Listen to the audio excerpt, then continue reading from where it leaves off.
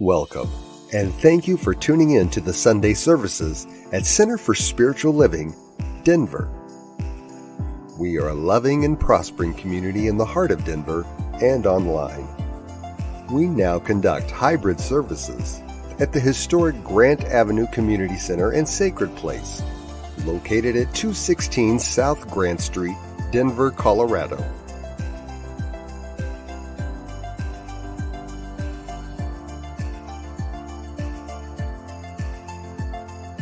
All are welcomed here. A place, space, and face of love. We are a spiritual community practicing universal principles that enrich our lives. We are grateful that you have blessed us with your presence. While online, we'd love to know you're watching with us. Feel free to leave a comment and let everyone appreciate you. With everything going on, life can feel overwhelming. CSL Denver wants you to know we are here for you. Please know that our practitioners are available for personal prayer work. Our licensed spiritual practitioners' names and phone numbers are available on our website at csldenver.org. Or if you have a prayer request, feel free to email it to info@csldenver.org. For your convenience, you'll find clickable links in the description of this broadcast. Rev El Zia, along with all our guest speakers, practitioners, service coordinators, and musical inspirations, want you to know how truly grateful we are that you are with us today. Thank you for your continued support and participation in our services, workshops, and events, as well as providing financial contributions to our center. If you're interested in upcoming events and information, we send out weekly newsletters. Sign up by visiting www.csldenver.org. We deliver services in a hybrid format where we meet in person at 216 South Grant Street. We will also continue to live stream all services on Facebook and YouTube every Sunday. Find us on our respective channels as well as on New Thought Media Network. Again, thank you for your precious attention. Now prepare for engaging enlightenment.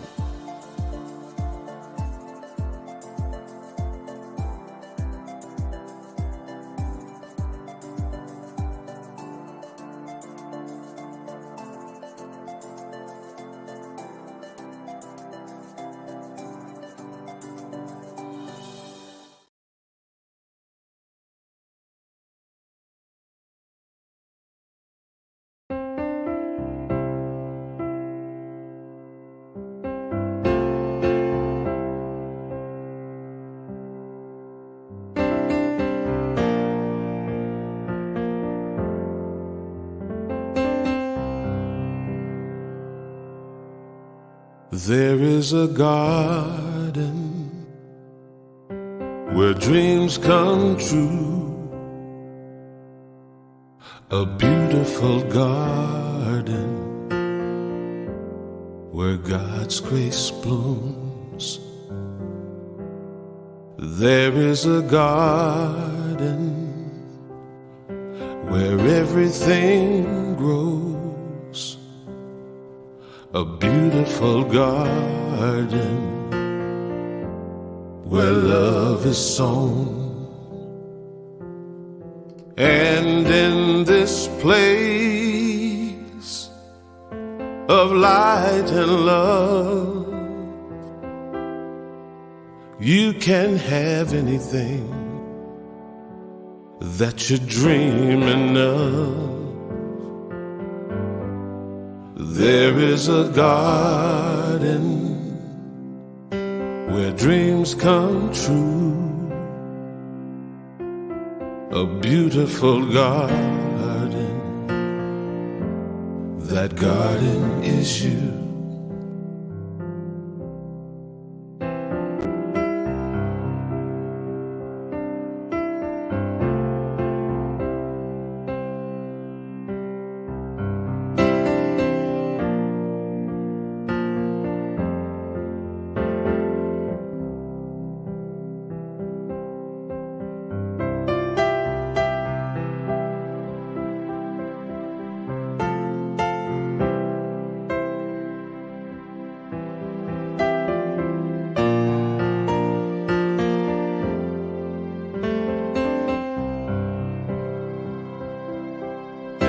And in this place of light and love, you can have anything that you're dreaming of. There is a garden where dreams come true, a beautiful garden. That garden is you. Such a beautiful garden. That garden is you.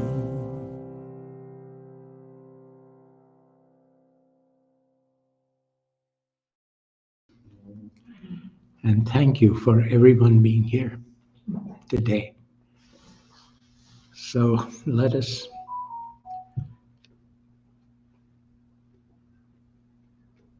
remember that we are here for a particular purpose. And the purpose is to know that we live in an infinite world and we are one with this infinity. Our topic today is about rising to the top, which means going beyond our normal selves. And we are grateful that we are blessed to hear what we have to hear. So we bless Reverend Elzia's talk. We bless all the people who listen to this, either here in person or on the online or later on in churches, mosques. But listen with an open heart and an open mind. And we bless the people who are marching today in the Pride Parade, knowing that they too are one with us and with each other. And with great gratitude, I release my words into the law, into the one mind, knowing that it is all good. And together we say, and so it is. My reading today is from the book, The Untethered Soul by Michael Singer, and it's on a chapter called Far, Far Beyond. And beyond is rising to the top. Ultimately, the word beyond captures the true meaning of spirituality. In its most basic sense, going beyond means going past where you are. It means not staying in your current state. When you constantly go beyond yourself, there are no more limitations. There are no more boundaries. Boundaries create the appearance of finiteness in infinite space. Things seem finite because your perception hits mental boundaries. In truth, everything is infinite. It is you who takes that which goes on forever and talks about a mile from here. What is a mile from here? It's nothing but a piece of infinity. There are no limits. This is just the infinite universe. To go beyond, you must keep going past the limits that you put on things. This requires changes at the core of your being.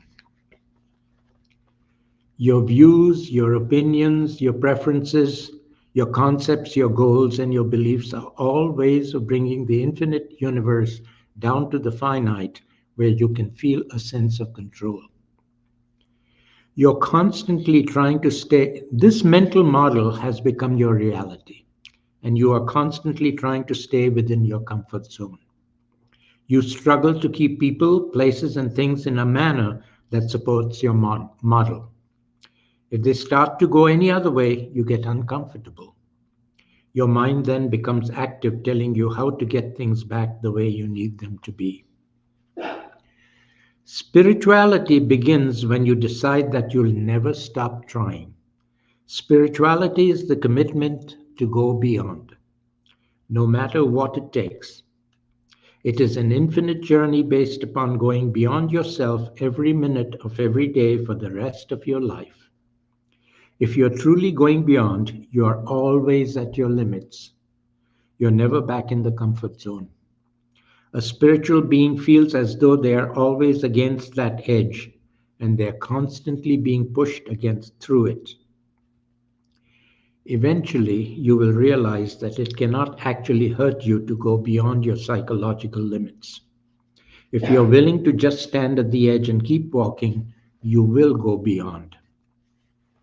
Would you like to go beyond? Would you like to feel no edges? Imagine a comfort zone that is so expanded that it can easily fit the entire day, no matter what happens. The day unfolds and the mind doesn't say anything. You simply interact with the day with a peaceful, fully inspired heart. If your edges happen to get hit, the mind doesn't complain. It all just passes through. You realize that you will always be fine. Nothing can ever bother you except your edges, and now you know what to do with them. You end up loving your edges because they point your way to freedom. All you have to do is constantly relax and lean into them. Then one day, when you least expect it, you fall through into the infinite. That is what is meant to go beyond. And from our founder, Ernest Holmes, who has given us a treatment, he says, therefore let each turn to the spirit within, reverently, peacefully, and with a simple childlike conviction, say,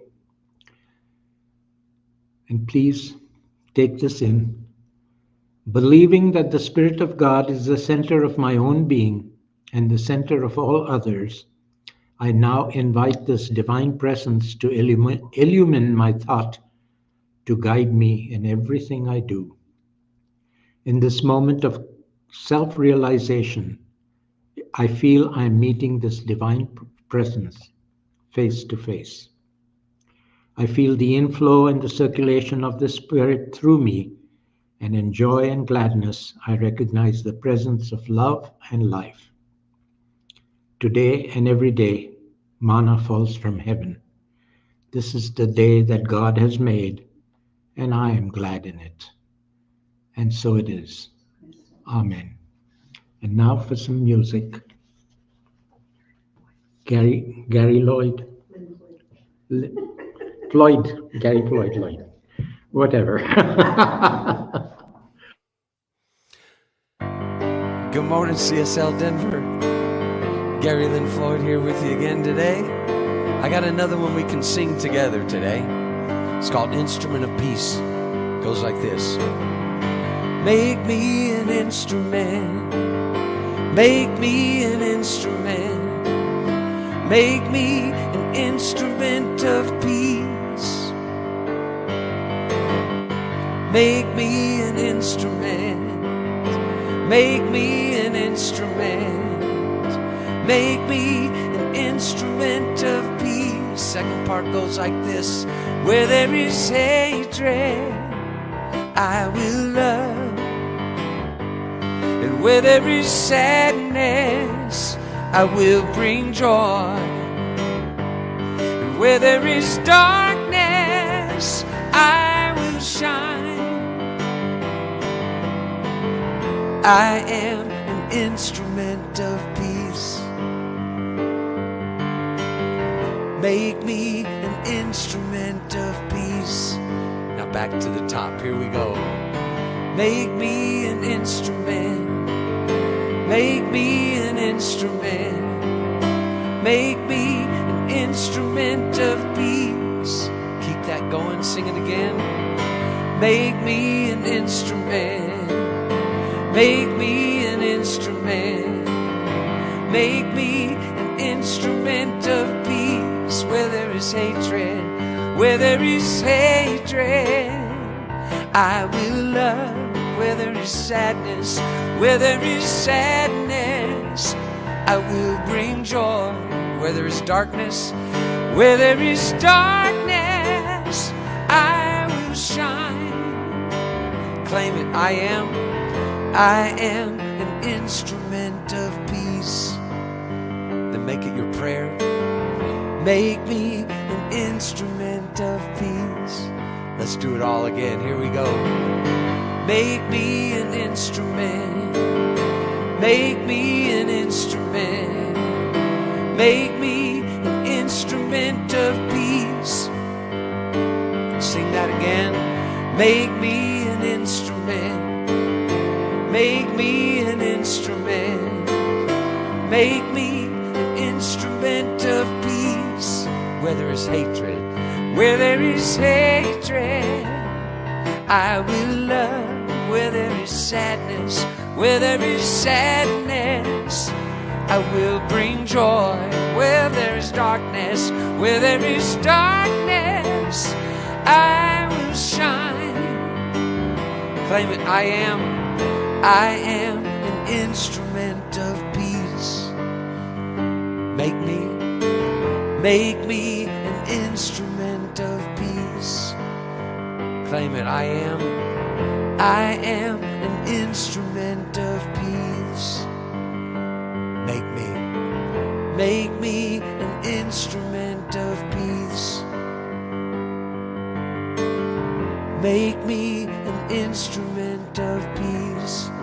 Last time. Make me an instrument of peace.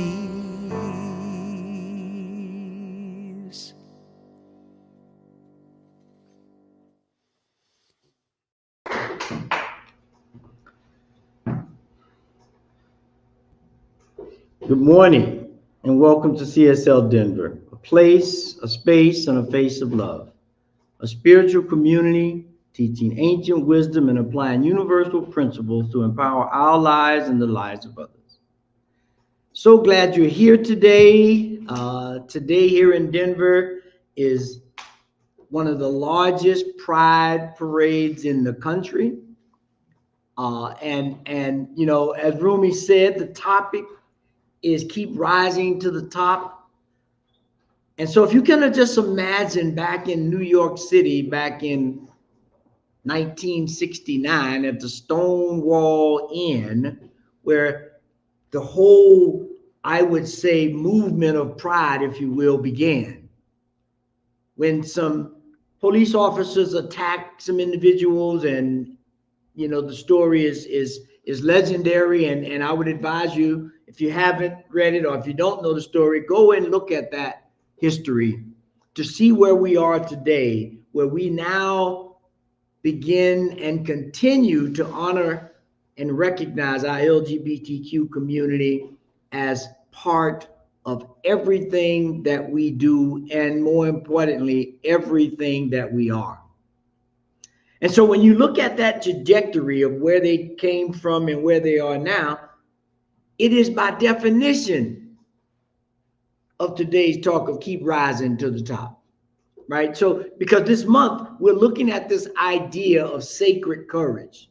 Imagine the courage that it took to make that stand, to withstand all of the turmoil and all of the stuff that, you know, was not pleasant. We'll leave it at that. But the idea of rising to the top, of coming through circumstances, of moving beyond what seems like insurmountable odds, is what we tap into when we embrace this idea of sacred courage.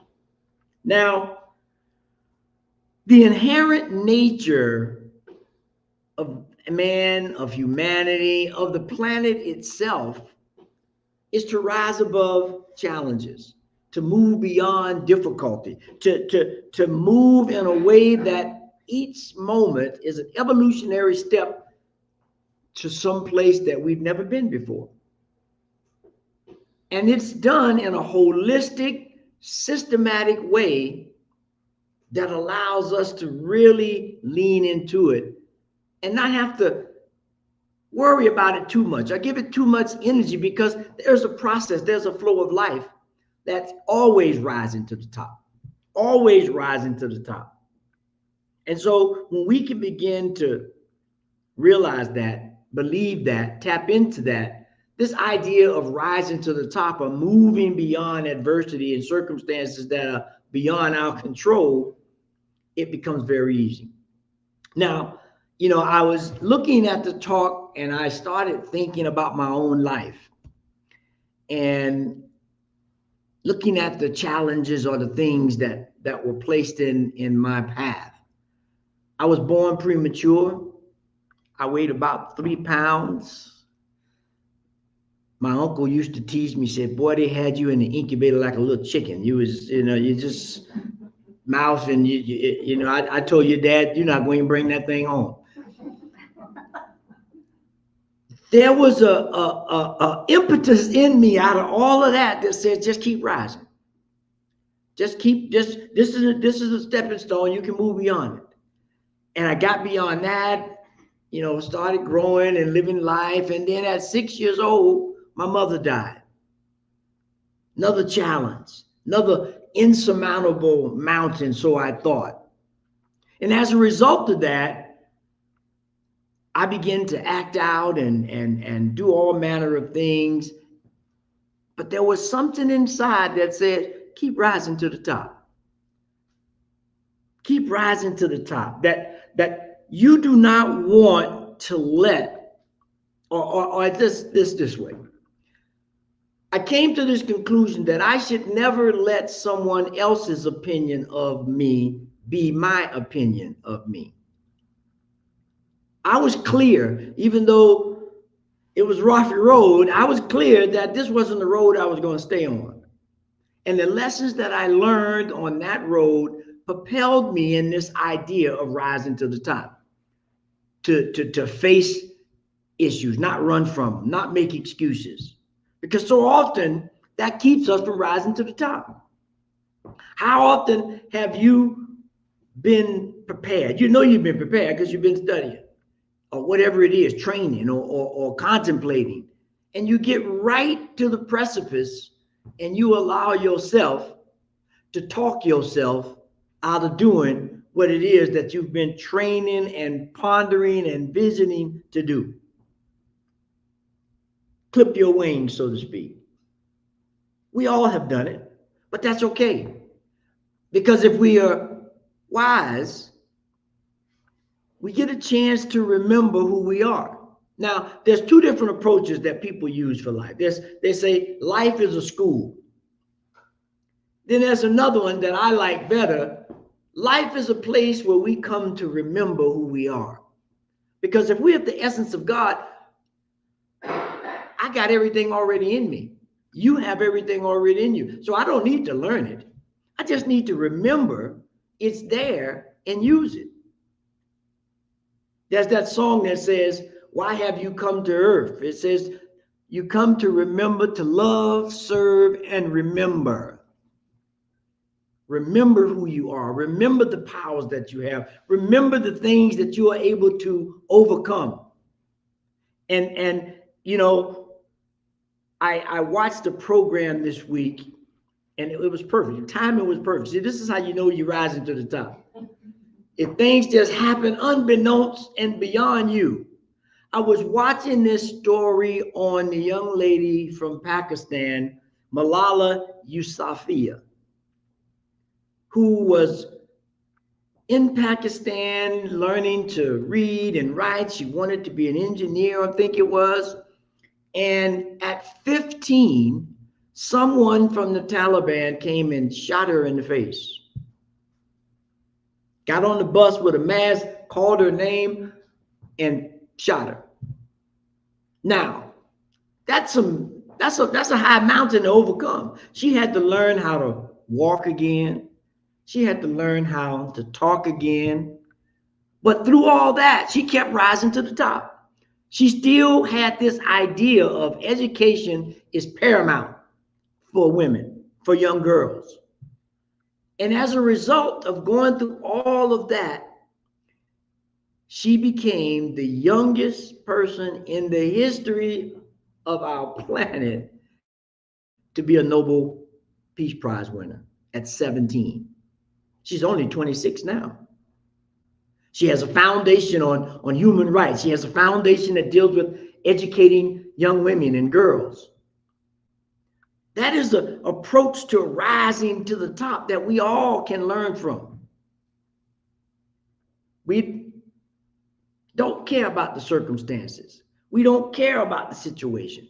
And I'm willing to bet you she didn't wake up any moment, any morning, at any time to say, you know, I think I'm going to get shot in the face so that I can rise to this occasion. But she did have a spirit in her that says, no matter what happens, I will keep moving. I will move myself in the direction of my dreams. Charles Fillmore says this. He says, imagination gives us the ability to project ourselves through time and space and rise above all limitations. To rise above all limitations. Because you see, if I know where I'm going, you can't tell me where I should be because I know where I'm going. That's like the GPS. The GPS, you plug it in, you can take all kind of turns. You can get lost even. And the GPS will say, okay, now where are we? Okay, all right. Now, if you still want to get to that goal, that destination, proceed to the highlighted route. Don't take this route you've been taking. Proceed to the highlighted route to get there, to keep rising to the top, to get to the destination, to be the example of the divine energy and love and creativity that each and every one of us are.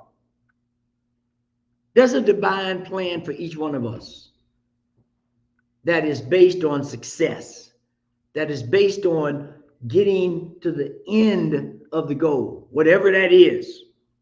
No limitations. There's no bondage. There's nothing to keep us. As we talked about last week, we sometimes are so free we bond ourselves. And that's what happens often when we try to rise to the top. We create all kind of barriers, excuses, stories, examples of somebody else who was doing what we were trying to do and failed so that we don't have to do it. But I guarantee you, if you look at anyone that has amounted to something that we aspire to, that's something we admire, they went through these same challenges to rise to the top. Bar none. You just pick one. Don't matter. It does not matter. They have all got on this journey of life to move in the direction of their dreams. Now, Franklin Delano Roosevelt said this: the only limit to our realization of tomorrow is our doubts of today. That's the only thing. That's the only thing is our ability, to conjure up, you know, and they talk about magic. Boy, we can conjure up some magic in our minds, can't we? How many of you may not remember, when you were a kid, you called mom and dad, there's a monster under the bed. You done conjured up a monster under the bed. Ain't no monster under the bed. That monster's in your mind.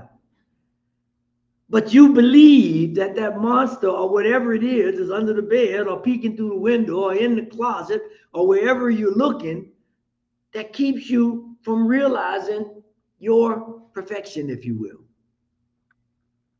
But when you understand that I can raise my vision, I can adjust my mind, I can increase my belief, then those things disappear. Those shackles, those chains, those things that keep you from rising to the top, just move right out of the way.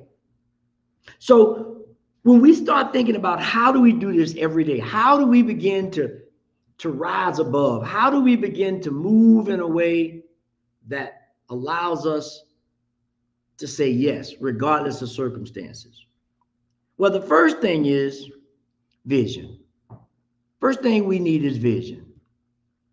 There's that song in The Wizard of Oz that says, somewhere over the rainbow, not at the rainbow, not in the rainbow, but over the rainbow, meaning that I may have to go through a little something to get to that pot of gold on the other side. That's vision. Because I don't really see the pot. They told me the pot was there, or I conjured it up in my mind, but I have to have a vision that moves beyond that allows me to see when you can't see it. We know the verse in the Bible, what talks about, faith is believing in the unseen. That's part of the vision. That's part of the thing that keeps you moving. Vision is about seeing the invisible that other people can't see. Seeing what other people won't take the time to see. Seeing what other people won't train themselves or discipline themselves to see. That's what a vision is. Not visualization, not me coming up with something. That's great in its place. But to have vision is to see beyond the circumstances, to see beyond the present state and move in a way that just lays everything out real easy. Real easy. Now, one of the heroes of our time capsulized this idea perfectly, and that's Helen Keller. Helen Keller was blind, but Helen Keller said this: the only thing worse than being blind is having sight and no vision. Now that's profound. If you just, the only thing worse than being blind, and she was blind from a young age, is to have sight and no vision. Now, Helen Keller, who went on to accomplish great things through all kinds of turmoil and barriers, she had vision. People looked at her like I'm sure a lot of people looked at me when I was young and said, "Oh, that's gonna be a challenge in life right there." Not sure how that story gonna end. But her vision of herself was far greater than any vision that anybody had. She said, "I will keep rising to the top." And that's exactly what she did. That's exactly what she did. And so when we think about vision, we think about those times when you're able to make a way out of no way. One of the great stories of vision, I think, for me, is George Washington Carver. Now, if you don't know much about George Washington Carver, go look him up. George Washington Carver was born a slave. He was an agriculturist and a scientist. He had the vision to see a peanut, something that you might eat at a ball game. And he came up with 300 products from the peanut. Look at that story. Go look at the story of George Washington Carver. Imagine, now, if you're going to the ball game today, maybe, or you're at the parade and you're chomping on some nuts, just think about one person's vision was able to create 300 products from the little bitty peanut. He came from slavery and said, "I'm going to keep rising to the top. I'm going to allow my vision, the God-given creativity and the ability to move beyond circumstances to create, to be an example, to not make excuses, to allow this thing called life to propel me to where I should be." Now, once we've had this ability to tap into vision and we can look over the rainbow, the next thing is resilience. There might be a little resilience you need to get on the other side of that rainbow. There might be some rainy days to create that rainbow that you got to walk through. But you can do it. It's been done before. We don't have to worry about, "Oh, I don't know if I can walk through the rain." Or something even worse, I don't know if it's possible to walk through the rain. When George Washington Carver, there wasn't 300 products from the peanut when he started thinking about it. He didn't allow that to say, "Well, ain't nobody did know what peanuts before, so ain't no need of me trying. Let me just keep eating them." No, he said, "I don't know, there's something about this peanut I think we can do something different with. I think we can do something different with." And so there was a resilience in George that said, keep moving, keep trying. You do not have to allow circumstances and situation to change your vision. to move you in ways that allow you to not realize and recognize that life is not always going to be easy. Sometimes they're going to be hills and mountains to climb and valleys and streams to cross. But if you are resilient, you can do it. You can move beyond. There's this famous quote by Bruce Lee that I think really encapsulates what it means to be resilient. Very short, very powerful. When you have to dig into it, he says, be like water, my friend. Be like water. Water doesn't let anything deter what it is. If you pour it in a cup, it'll take the shape of a cup. You pour it in a pot, it'll take the shape of a pot. If you drop it one time continuously with some commitment and discipline, it'll drill a hole through steel. Water's like, I'm resilient. I don't, whatever you try to do, I'm gonna deal with it. Be like water. We can, and the interesting thing about water, right? It can take all physical forms. It can take a liquid, it can take a solid, it can take a gas. I can freeze it, it's a solid. If I just let it flow, if I heat it, it's a steam, it's gas. Be like water so that we can be resilient, so that we can look at any mountain and say, move, and then that mountain will move. That's how you keep rising to the top. That's what Malala did when they shot her. She was resilient. She was resilient. Maya Angelou says this. She says, you may encounter many defeats, but you must not be defeated. In fact, it may be necessary to encounter defeats so you can know who you are, what you can rise from, how you can still come out of it. No matter what it is, that's what resilience will do for you. It'll keep you, no matter what it is, you'll figure out a way. You'll learn to say, okay, adapt. There's the story of this little frog. Y'all heard the story about the little frog who fell in the milk?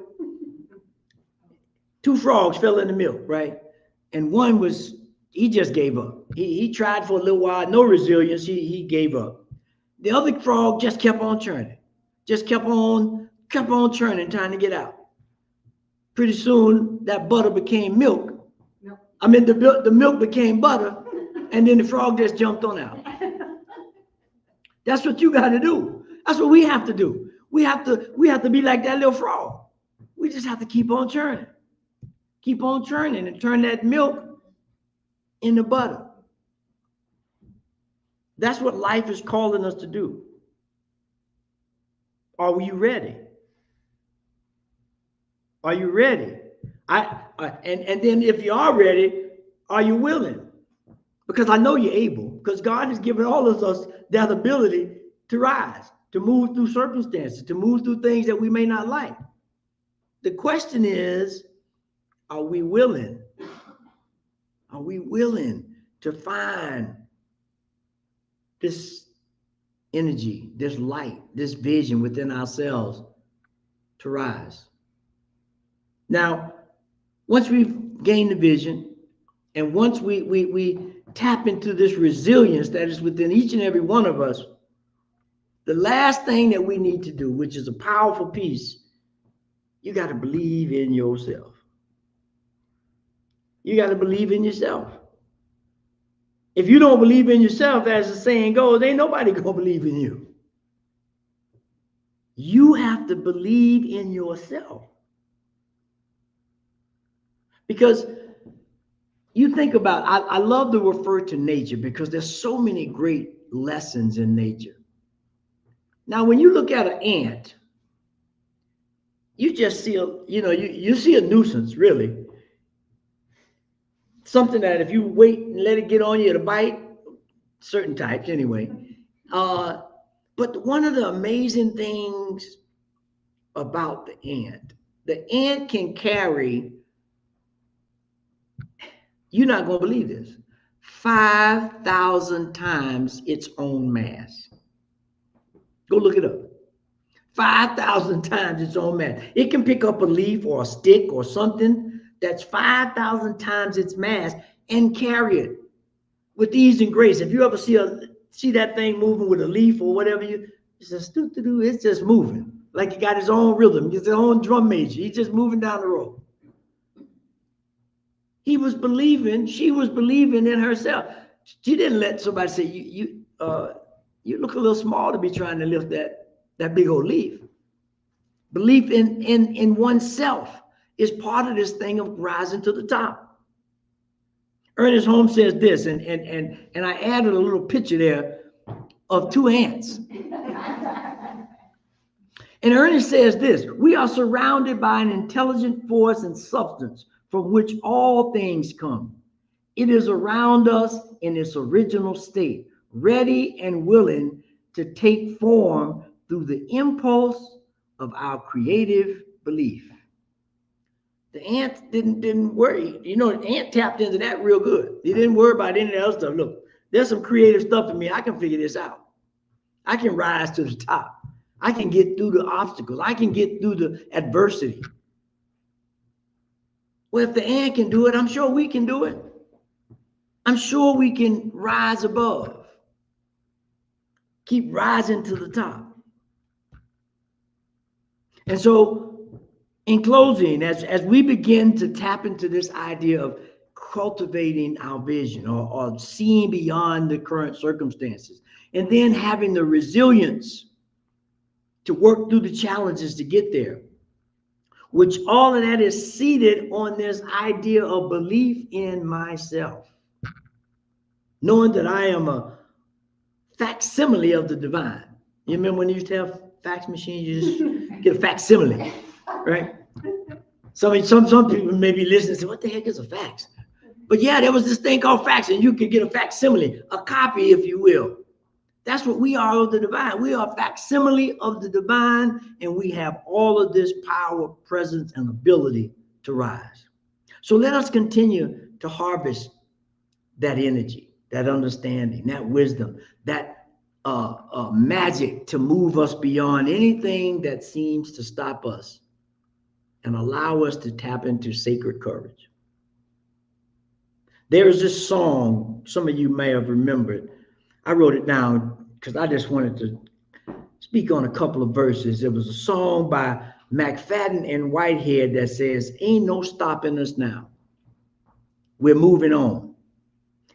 And it said this, it says, there's been many times that things have held us down, but now it looks like things are finally turning around. I know we've got a long, long way to go, and where it'll end, I don't know. But we won't let nothing hold us back. We're putting ourselves together. We're polishing up our act. If you felt we've been held down before, I know you'll refuse to be held down anymore. Don't let nothing stand in your way. I want you to listen to every word I say. Ain't no stopping us now. We're on the move. We're in the groove. And so it is. Let us pray. Heavenly Father, Mother God, that complete aspect of life, that parts that gives birth and takes care of life, that give and take of the universe, of our very being, that is the intelligence that has created the entire universe in harmony, in this sacred symbiotic dance of helping and giving to each other. We now call upon that power, that intelligence, that understanding, and we cloak it over everything we do. We allow it to be our eyes in the dark and our feet and legs as we climb the mountain. Because I know that each and every one of us are a facsimile of that ability, of that understanding, of that resilience, of that belief that there is nothing that can stop us. from creating a world that works for all, that allows us to shine in any situation. And so as we begin to really take that to heart and really inculcate that in everything that we do, we begin to just realize there are no real obstacles. There are ways or things that allow us to remember who we are so that we can face the task that's before us. And so I declare right here, right now, for those here and those online and those who may be listening later, I declare that we are awakening to our true nature. We are awakening to our true power so that we won't let anything hold us back. We're getting ourselves together and we're tightening up our act. We're going to create a world where everyone has the opportunity to shine, to rise, to be all that they can be.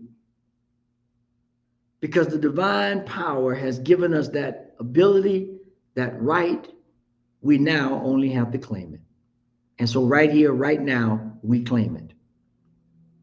And it is in that claiming that I give thanks, because it allows me to awaken something that's deep inside, that's waiting to shine through, that's waiting to awaken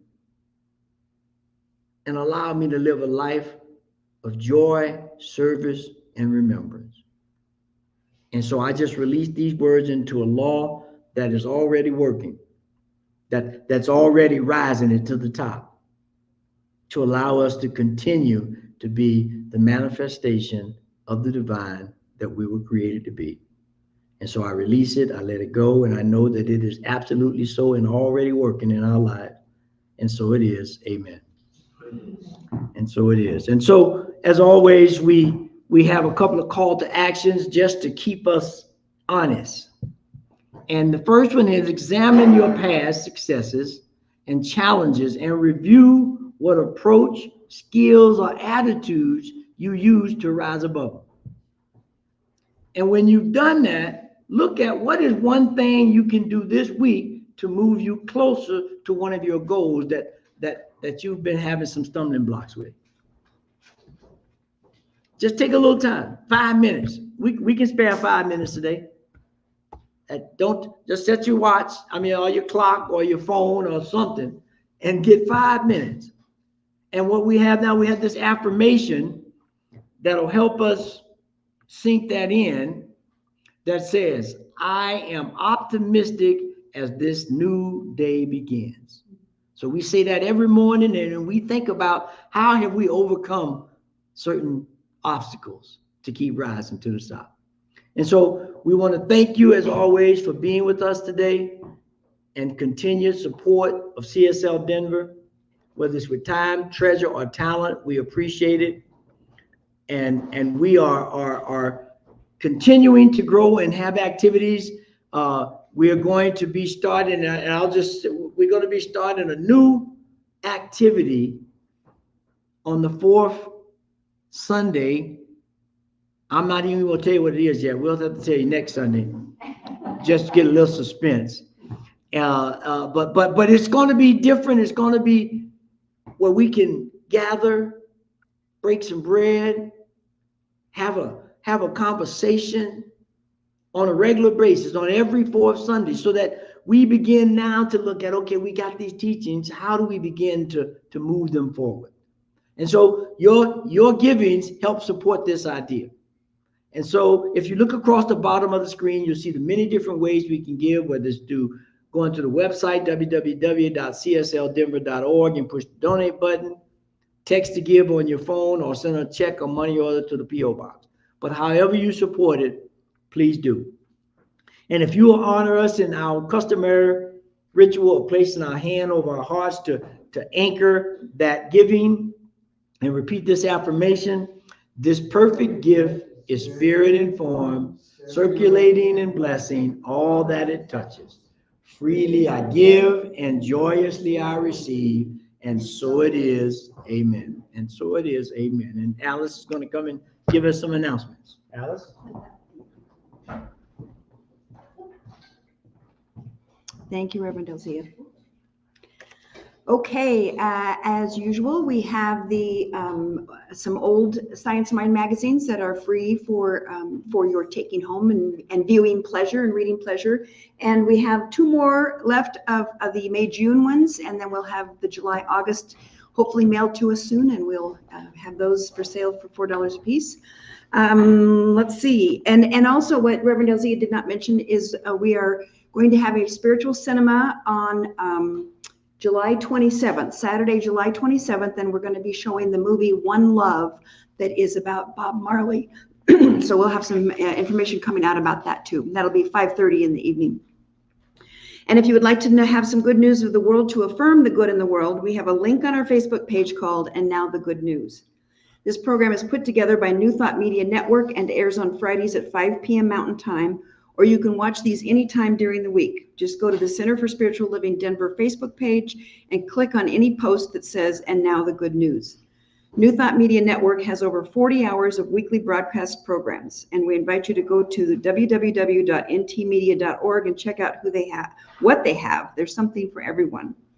We are so truly blessed by everyone who has chosen to support CSL Denver by showing up on Sundays or watching our services online.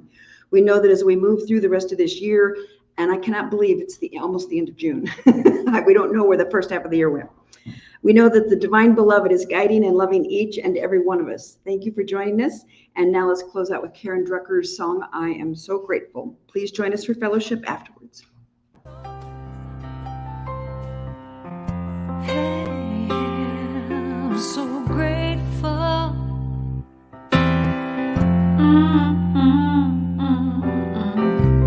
I'm so grateful. I'm so grateful. I'm so grateful for all that I have. I'm so grateful. I'm so grateful. I'm so grateful for all that I have. Hey! Oh yeah. Grateful. I just say I am so grateful every day for all I have. Every day. I'm so grateful. I'm so grateful. I'm so grateful for all I have. Every day I say it. Grateful. How I'm grateful. Every day. Oh yeah. I am so grateful. Oh yeah. So grateful. 'Cause I accept and I receive. I am so grateful. Oh yes, I am. I am so grateful. Hey, grateful. I just count my